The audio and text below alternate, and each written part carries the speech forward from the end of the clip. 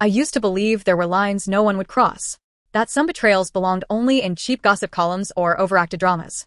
I was wrong. When I walked into the banquet hall that night, my engagement party, no less, I expected nothing more than forced smiles, a few clinking glasses, and a safe, predictable future. I'd been clinging to the idea of Lucas as my anchor for so long, I didn't realize I was drowning until it was too late to come up for air. The music swelled as I weaved through clusters of our friends, smiling politely while my heart beat a little too fast. I was searching for him, ready to let him see the dress he'd insisted I wear. The one he'd called elegant and tasteful, which I now realized just meant invisible. And then I saw them. Lucas, my fiancé, and Marissa, my sister. Her perfect face lifted to his, their mouths pressed together in a kiss so slow and familiar it shattered the air in my lungs. It was as if the universe had decided I'd been too comfortable, too naive, too willing to believe in loyalty, in love, in family. I didn't make a sound. I didn't cry or scream or slap anyone. That would have given them the satisfaction of watching me break.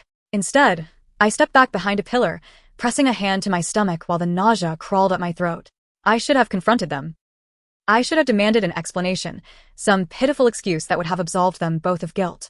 But standing there in the glittering light, I felt something I hadn't felt in years.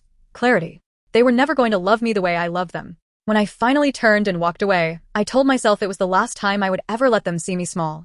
The last time I would cry over Lucas Harding or wish for my sister's approval. I slipped out a side door, the cold winter air slamming into my skin. My breath came out ragged, clouds of frost curling around me as I stood there, gripping the railing to keep my hands from shaking. Maybe that should have been the end of it. A sad story I'd tell in therapy one day, or over too much wine with old friends. But some humiliations carve so deep you can't just heal and move on. You have to cut them out at the root.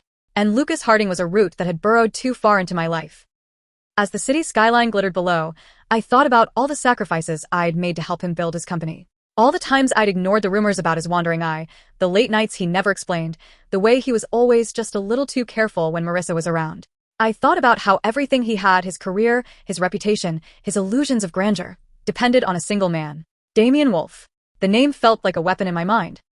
Damian was the only person Lucas ever seemed afraid of disappointing. He'd built Lucas's success from the ground up, investing millions, introducing him to the right people, shielding him from scandal. If Lucas was the golden boy, Damian Wolf was the kingmaker who pulled his strings. I'd only met Damian once, briefly, at a charity gala 2 years before. Even in that short moment, he'd unsettled me, his silver eyes cold and assessing, his handshake firm enough to bruise. He was nothing like Lucas. He radiated power, so potent it made the air feel thinner.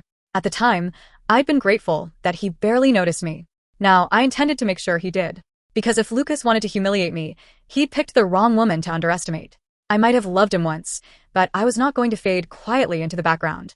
If Damian Wolf was the axis of Lucas's world, then I would become the blade that severed it. I drew in a slow, shaky breath, feeling something I hadn't felt since I was a teenager plotting my escape from my toxic family. Purpose. This wasn't just about heartbreak. This was about reclaiming my dignity, my power, and every last piece of myself I'd given to a man who never deserved it. I pulled out my phone, ignoring the flurry of texts already buzzing across the screen. Lucas. Marissa. My mother. I deleted them all. Then, with steady hands, I opened my laptop and began researching everything there was to know about Damian Wolf. His business ventures. His habits. The rumors about his private life. If I was going to do this, I was going to do it perfectly. Let them think I was broken. They'd never see me coming. Some people find comfort in their sadness. They cry it out, purge the bitterness, and move on. I wasn't one of those people. Heartbreak didn't make me weak. It made me focused. After the party, I spent 3 days locked in my apartment. I ignored every call, every half-hearted apology text, every pathetic voicemail where Lucas insisted he never meant to hurt me. I wasn't interested in his regret. He regretted getting caught, not betraying me. I worked in silence, my laptop open at all hours, the glow of the screen painting my skin in cold blue light. Every article, every interview, every scrap of information about Damian Wolf, I devoured it. His fortune had started in venture capital, but he'd become something of a legend in the technology sector. Private investments, discreet buyouts, ruthless takeovers that had left men twice his age bankrupt and begging. But the stories that fascinated me most weren't the ones about money. They were about the man himself. Damian Wolf was as infamous for his reclusiveness as for his brilliance. He never dated publicly. He never let himself be photographed casually. He never smiled in any picture I could find. If he trusted anyone, it was a miracle. That was my greatest obstacle and my greatest advantage. Lucas was desperate to impress Damian. He'd built his entire identity on that approval. Every pitch, every success, every breath he took was to prove he was worthy of the man's investment. And I would make sure he lost it all. On the fourth morning, I finally showered, scrubbing my skin raw until the last traces of that night were gone. I dressed in a tailored navy suit I'd bought for my own meetings, back when Lucas and I still pretended we were equals. I looked in the mirror and repeated the words I'd been whispering in the dark. He doesn't own you. None of them do. Then I called in a favor. My former boss, Claire, owed me more than one. She'd always liked me, said I had the kind of grit she wished she'd had in her 20s. I told her I needed an invitation to the annual Midnight Gala, the most exclusive charity event in the city. The one Damien Wolf attended every year, without fail. She hesitated only a moment before agreeing. When I hung up, I pressed my palm to my chest. My heart was thudding so hard it hurt. This was happening. I was going to meet the man Lucas revered more than God himself. And he was going to remember me. The night of the gala, I arrived alone. I refused the eager hands of the doormen trying to escort me in, preferring to steady myself. I'd chosen a black satin gown with an asymmetrical neckline that made me look like I'd walked out of a different life. Someone untouchable. Someone beyond pity. Inside, the ballroom glowed with golden chandeliers. Wealth was thick in the air, donors sipping vintage champagne, wives draped in jewels. No one knew me, which was exactly how I wanted it. I scanned the crowd, searching for silver hair and a face like a carved statue. It didn't take long to spot him. Damien Wolf stood near the bar, a glass in his hand. He wasn't speaking to anyone. People gave him space without realizing they were doing it. His presence created a vacuum, a place where lesser men dared not tread. He was taller than I remembered, broad-shouldered in a black suit that looked custom-made. He turned slightly, and our eyes met across the crowd. I held his gaze. Something shifted behind those pale eyes, curiosity, maybe, or calculation. He looked away first. I let out a breath I hadn't realized I was holding. That was the moment I knew my plan was already working. I didn't approach him right away. A direct assault would be too obvious. Instead, I waited for the silent auction to start, then slipped my paddle into the bidding for a piece of modern art. Something gaudy I didn't want but knew would catch his attention. When my number flashed on the screen as the winner, I could feel the collective curiosity turning toward me. That was fine. Let them wonder who I was. As the evening stretched on, I made my way to the bar, carefully timing it so I arrived just as Damien was finishing his drink. Up close, he was even more intimidating. His expression was unreadable, lips pressed in a line that suggested he'd rather be anywhere else. But when I ordered the same bourbon he was drinking, his gaze flicked to mine again. "A woman with taste," he said, voice low and smooth. I smiled, a small, practiced curve of my mouth. "I could say the same about you." His eyes narrowed just enough to tell me he was intrigued. I held out my hand. "Elena Black." He took it, his palm warm and solid. "Damien Wolf." As if I didn't already know. That was the first time I let myself wonder, just for a heartbeat, what it would feel like if this wasn't all an act. Then I reminded myself it was. And I would play my role to perfection. I had prepared for Damien Wolf to be dismissive, arrogant, maybe even a little cruel. What I hadn't prepared for was how easy it was to talk to him. After I introduced myself, he nodded toward the quieter edge of the bar. "If you don't mind escaping the vultures for a few minutes," he said. I followed him, without hesitation. The space he chose was partially hidden by a column, far enough from the other guests that no one would eavesdrop. The moment we sat down, I felt a shift in the air, like the ballroom outside had faded into something less important. He regarded me the way a scientist might study a new specimen. "You don't look like someone who enjoys events like this." I took a slow sip of my bourbon. It burned pleasantly down my throat. "No," I admitted. "But sometimes you have to be seen in the right places." He tilted his head slightly. "And what would you like to be seen as?" I forced a soft laugh, pretending it was a casual question. Inside, my pulse was a drumbeat. Someone worth remembering. His mouth curved, but it wasn't a smile exactly, more an acknowledgement that I'd intrigued him. "You succeeded," he said. For the rest of the evening, we talked in low, measured voices. About nothing and everything.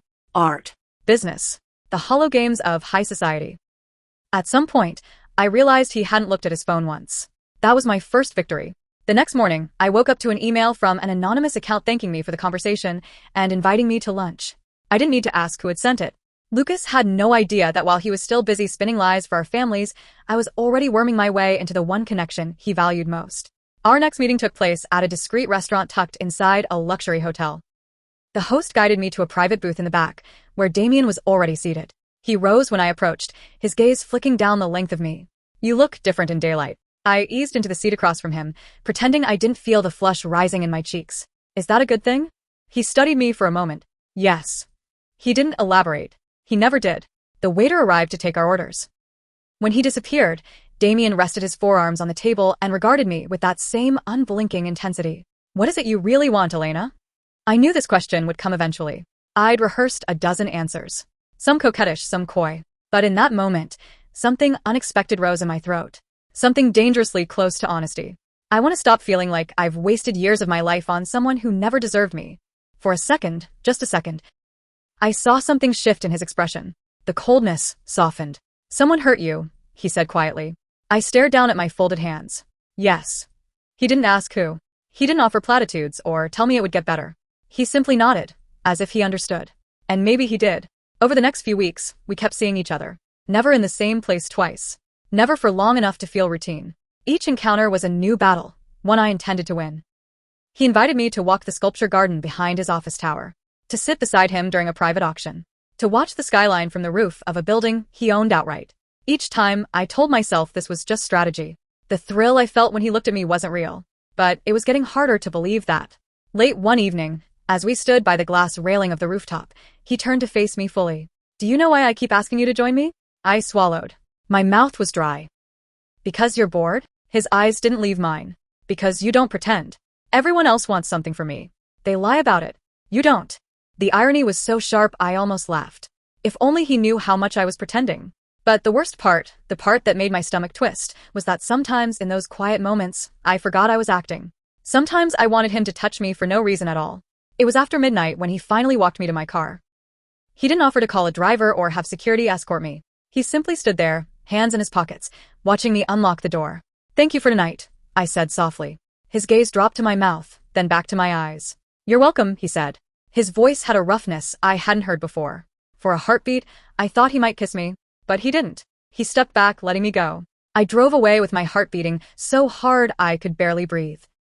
And for the first time, I wondered if I'd underestimated the cost of my own revenge. Because if I wasn't careful, I was going to lose more than Lucas ever took from me. I was going to lose myself. If I'd had any sense, I would have ended it then. I would have thanked Damien Wolf for his attention, for the dinners, and the conversations that made me forget how small Lucas had made me feel. I would have walked away before it was too late. But revenge has a way of numbing your better judgment. And maybe, in some hidden part of me I couldn't admit, I didn't want to walk away. The next time he asked to see me, I didn't hesitate. It was a Wednesday evening, the kind of early spring night when the air still carried a bite. Damien sent a car this time, a sleek black-town car that glided through the city as if the traffic parted for it. The driver didn't speak.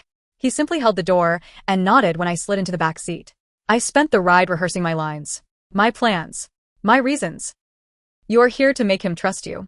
You are here to destroy Lucas. You are not here for anything else. The mantra sounded hollow, even in my own mind. When I arrived, Damien was waiting outside a small private gallery in the arts district. He was dressed in a charcoal suit, no tie, the top button of his shirt undone. The sight of him sent a pulse through me I refused to name. I thought we could do something different, he said as he offered his arm. I took it, telling myself it was just optics. Just strategy. The gallery was closed to the public. We walked past rows of stark white walls, lit by soft golden track lighting. Every painting was abstract, splashes of color I didn't pretend to understand. But Damien didn't look at the art. He looked at me. You're quiet tonight, he murmured after we'd circled the room once. I met his gaze. Maybe I don't always have something clever to say. His eyes searched my face. I don't mind the silence. We stopped in front of a canvas that looked like someone had bled red paint across a field of gray. What do you see when you look at this? I asked, mostly to fill the space between us. Damien's expression shifted, something contemplative softening his features. Destruction, he said. But also freedom. I swallowed. Freedom. He nodded slowly. Sometimes you have to destroy what you were to become what you're meant to be. It was such an honest answer I didn't know how to respond. We stood there, shoulder to shoulder, staring at the mess of color. I felt like he'd peeled something back in me I hadn't given him permission to touch. Afterward, he took me to a restaurant so discreet there was no sign on the door. The dining room held only 6 tables. The lighting was low, the candles on the table flickering with each hushed movement of the staff. He ordered a bottle of red wine without asking. I let him. We ate in near silence, the tension between us thickening by the minute. Halfway through the meal, he set down his fork and leaned back, studying me with that unsettling focus I was beginning to crave. I want to know more about you, he said quietly. I traced the rim of my glass. What do you want to know? Everything. My throat closed. I had never been the center of someone's attention like this. Not even Lucas had looked at me as though I was the only person who existed. And the most dangerous part was how much I liked it. I took a slow breath, choosing my words carefully. I grew up in a family that valued appearances more than honesty. My sister was always the golden child. I was the one they forgot about unless they needed me to smile for the camera. Damien's jaw tightened almost imperceptibly. And your engagement? The question hovered between us. I could have lied. Should have lied. Instead, I met his eyes and told the truth. Or at least the part of it I wanted him to see. He left me for someone he thought was shinier, easier to love. Damien didn't look away. Then he was a fool. I closed my eyes for a moment, letting the words sink into a place I'd kept locked up. When I opened them, he was still watching me. Why are you telling me this? I whispered. Because you deserve to be seen for who you are, not who you pretended to be for someone else. I was so unprepared for the softness in his voice, it almost hurt. When he drove me home, neither of us spoke. The silence felt less like distance, and more like something we shared.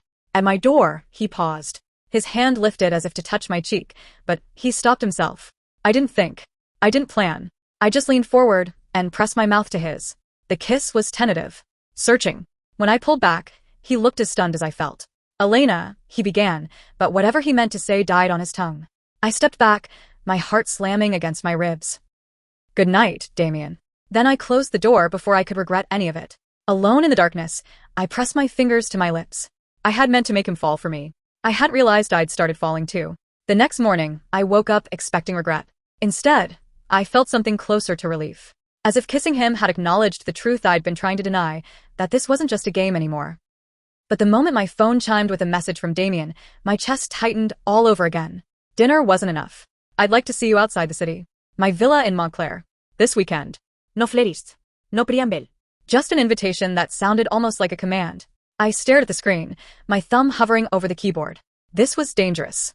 If I went, there would be no pretense left between us. No more convenient deniability that I was only doing this to hurt Lucas. I thought about saying no. Then I thought about Lucas's smug face, the way he looked at Marissa, as if she were the prize he'd finally earned.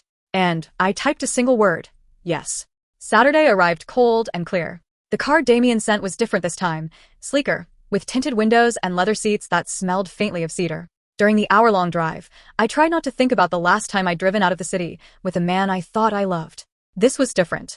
Damien was different. But that was the problem, wasn't it? The villa sat on a hill overlooking a valley of bare trees and winding roads. Stone and glass, modern but somehow warm. The kind of place designed for privacy. The driver opened my door. Before I could set one foot on the gravel path, the front door swung open. Damien stood there, hands in his pockets, watching me with an expression I couldn't decipher. He didn't smile. But as I walked toward him, something flickered across his face. Something that looked almost like relief. You came, he said quietly. You asked, I replied, my voice steadier than I felt. He stepped aside to let me in. The foyer smelled faintly of smoke and something darker, cedar and leather, the same as his car.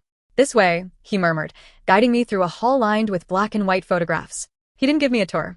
He didn't try to impress me with square footage or designer furniture. He led me straight to a sitting room where a fire was already crackling in the hearth. I set my bag down and turned to face him, my heart hammering. What is this, Damien? I asked softly. What are we doing? For a moment, he didn't answer. He just studied me, his jaw working as if he was trying to find the right words. Then he exhaled. I don't know, he admitted. But I don't want it to stop. Neither did I. The day passed in a series of quiet moments I hadn't known how much I needed. We didn't talk about business. We didn't talk about my past or his. Instead, we walked the grounds while he pointed out the things he'd planted himself, groves of slender birch trees, a vegetable garden that lay dormant under a tarp of snow. When the afternoon sun started to fade, we ended up back inside. I made us tea in the cavernous kitchen while he watched, arms folded over his chest. You look like you've done that 1,000 times, he said. I shrugged, focusing on the steam rising from the cup. I used to cook when I was stressed. Are you stressed now? I glanced at him. Should I be? His mouth curved just a little. Probably. Dinner was simple, pasta and fresh bread, nothing like the elaborate meals we'd shared in the city. Somehow, that made it feel more intimate. After we finished, we ended up in front of the fire again. This time, he sat close enough that our knees brushed. Neither of us spoke. The silence was heavy, but not uncomfortable. I was the one who broke it. I don't know how to do this, I whispered. His gaze lifted to mine. Do what? Be here. Be whatever this is. His eyes searched my face. Then don't define it. He reached up, his thumb brushing the line of my jaw. You don't have to be anything you're not, he said quietly. Not with me. The honesty in his voice gutted me. Because if he knew who I'd been when this started, what I'd meant to do, he'd never look at me like this again. I should have told him the truth right then. But instead, I leaned forward and kissed him. This time it wasn't tentative. It wasn't careful. It was a confession I didn't have the courage to speak. His hands framed my face, then slid into my hair, holding me like he'd been waiting years to touch me this way. When we finally pulled apart, I didn't look away. Neither did he. I was falling, and I didn't know how to stop. By the time I returned to the city, the lines I'd drawn for myself were gone. I had told myself I could keep this clean, compartmentalized, that I could seduce Damian Wolf and still keep my heart barricaded behind the walls I'd built. But in the quiet hours of the night, with his hands on my skin and his mouth on my throat, something inside me had shattered. And I wasn't sure I wanted to put it back together. We didn't talk about what had happened. We didn't define it. But after that weekend, everything changed. Damian started calling me just to hear my voice. Sometimes he sent flowers, white roses, never red, as if he understood I didn't want the cliché. He never asked me to explain where I'd been before him, never demanded to know the details of my past. And for a while, I let myself pretend that meant I deserved the way he looked at me, like I was the only woman in the room. But the fantasy couldn't last. 2 weeks later, Lucas finally realized where I'd disappeared to. It happened on a Tuesday afternoon. I was coming back from a meeting when I saw him leaning against the hood of my building's security car, arms folded, eyes hidden behind tinted sunglasses. For one insane moment, I almost turned around and walked away. But I was tired of running. I kept walking until I was close enough to see the tension in his jaw. "Elena," he said, his voice low, as if he was afraid someone would hear. "We need to talk." "No," I said evenly. "We really don't." He pulled off his sunglasses, revealing the same soft brown eyes that had once convinced me I was safe. "Do you think this is going to end well for you?" he demanded. "You think Damian is going to keep you around when he figures out what you're doing?" I stared at him, my heart hammering so hard it made my vision tilt. "And what exactly am I doing, Lucas?" "You're using him to punish me." His voice cracked. "I know you." The sad thing was, once upon a time, he really had. But he didn't know me now. And he sure as hell didn't know Damian. "Go home," I said quietly. "Go back to my sister." His mouth twisted. "You think this is revenge? Sleeping with the man who owns my company?" I didn't flinch. "You have no idea what you're dealing with." He stepped closer. His voice dropped to a hiss. "Damian Wolf isn't a man you can play with. He's going to ruin you." I lifted my chin, refusing to let him see how much his words shook me. "I guess we'll see," I whispered. And then I walked past him, my heart slamming against my ribs, so hard I thought it might split open. When I reached my apartment, I locked the door behind me and slid to the floor. Lucas's voice echoed in my head, over and over. "He's going to ruin you." The thing was, Lucas had never understood that I wasn't afraid of being ruined anymore. I was afraid of what would happen if I let myself love Damian, and he saw me for what I really was. The next evening, Damian showed up unannounced. I hadn't given him a key. He didn't need one. He'd bought the entire building years ago. I opened the door, trying to steady my breathing. He looked tired, worn in a way I'd never seen before. "Lucas came to see me," he said without preamble. My stomach lurched. "What did he say?" "That you're using me." I forced myself to meet his gaze.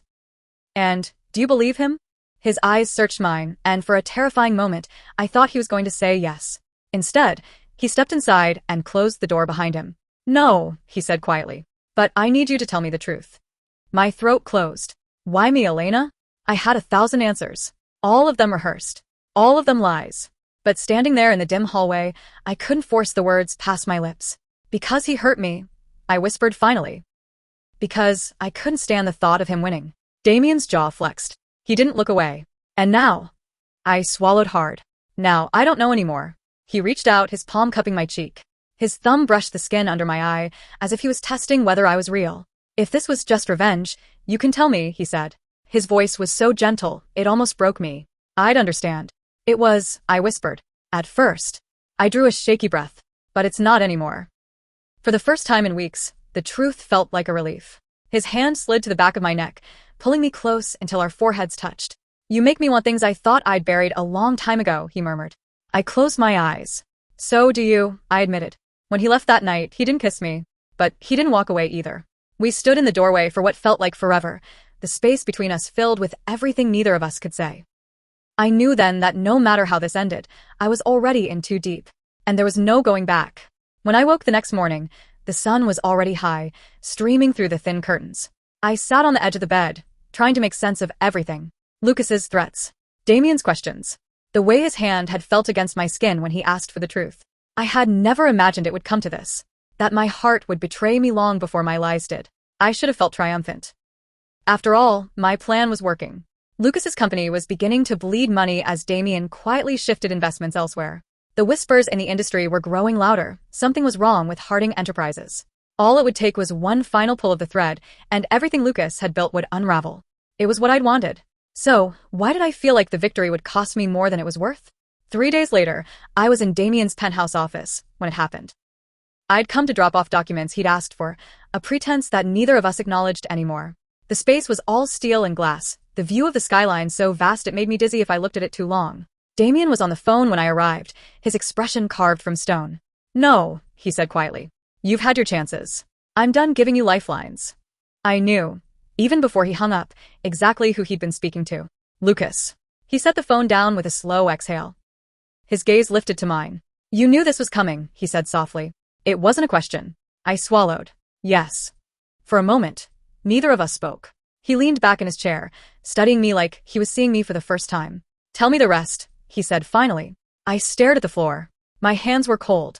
"I told you the truth that night," I whispered. "It started as revenge. Because he humiliated me. Because he made me feel like I was nothing."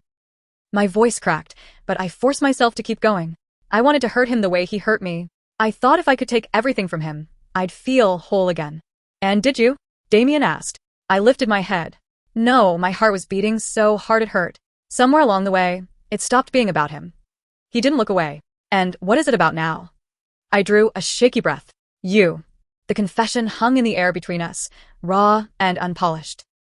Damien closed his eyes, and for one terrible second, I thought he would tell me to leave. Instead, he stood and crossed the space between us, stopping just close enough that I could feel the heat of his body. "Lucas told me you were using me," he said quietly. "That you were going to disappear once you'd ruined him." Tears blurred my vision. Maybe that was the plan. His hand lifted, brushing a tear from my cheek. "But you didn't," he murmured. No, y whispered. "I didn't." Silence stretched out, heavy with everything we couldn't unsay. "You could have lied," he said finally. "I've done enough lying," I breathed. His fingers traced my jaw. "Then tell me this, if I walk away right now, if I cut him loose and let him drown, what happens to us?" I searched his face, trying to find the answer in the pale gray of his eyes. "I don't know," I admitted. "But I want to find out." For a moment, something unguarded flickered across his expression, something close to relief. Then he leaned down and kissed me, slow and deliberate, like he was claiming something he'd waited too long to touch. When he pulled back, his voice was low and rough. "Lucas is finished," he said simply. He kept his promise. That evening, a quiet announcement went out to investors. Wolf Capital was withdrawing all funding from Harding Enterprises, effective immediately. By morning, the headlines were everywhere. Rising star left without backing, Harding's empire on the brink of collapse. I watched it unfold from my living room, my phone buzzing with messages I didn't bother opening. Marissa tried to call once. I let it ring. Lucas called 12 times. I let every single one go to voicemail. He'd made his choices. And I'd made mine. When Damien came to see me that night, he didn't say anything. He just pulled me into his arms and held me so tightly I thought I might come apart. We didn't talk about Lucas. We didn't talk about what would happen next. For the first time, it didn't feel like we needed to, because somewhere between revenge and redemption, something real had taken root. And no matter how it started, I wasn't willing to let it go. The next few days passed in a haze. When you spend months plotting someone's downfall, you imagine the moment it finally happens will be triumphant. You think you'll feel vindicated. Cleansed. But the truth is, I felt nothing. I watched the news reports in silence. The financial analysts dissecting how Lucas Harding's empire had imploded overnight. The speculation about what he'd do next. The hushed pity in their voices as they replayed his old interviews. All those smug predictions about his bright future. I thought I would feel satisfied. Instead, it all seemed hollow. Like I'd been chasing a ghost, only to find that destroying it didn't fill the emptiness it left behind. It was late evening when the knock came. I already knew who it was before I opened the door. Damien stood there in the shadows of the hallway, one hand braced against the doorframe, as if he'd been standing there for a while. Neither of us spoke. He looked tired, like he hadn't slept since the day he pulled the plug on Lucas. Maybe he hadn't. After a long moment, he finally spoke. "It's over," he said simply. I swallowed, my throat tight. "I know." He stepped inside without waiting for an invitation.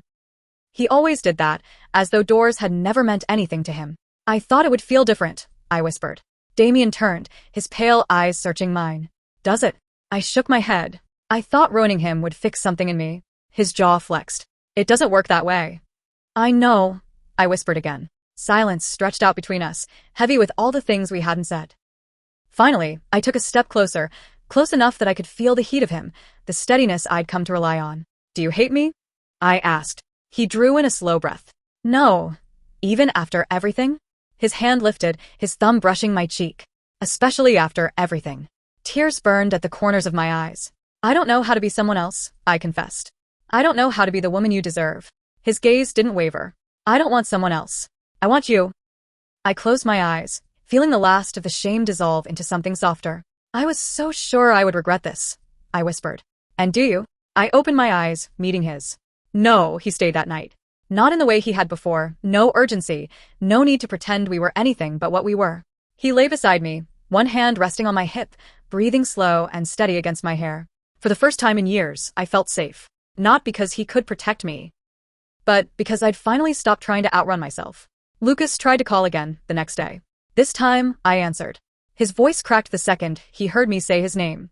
Elena, please. I didn't feel anger anymore. Or longing. Or even pity.